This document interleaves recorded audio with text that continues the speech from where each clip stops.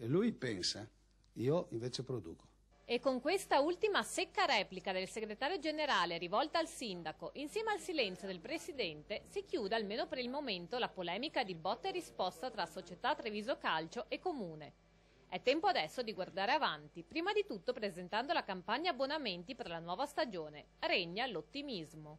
Se facciamo 500 sarebbe un risultato ottimo. Gli abbonamenti sono pronti, la squadra c'è e finalmente anche lo stadio, seppur ridotto nella capienza, con aperte solo tribuna centrale e l'intoccabile curva di Maio. Giusto il tempo delle ultime sistemazioni. Il campo l'abbiamo messo noi a spese nostre a posto.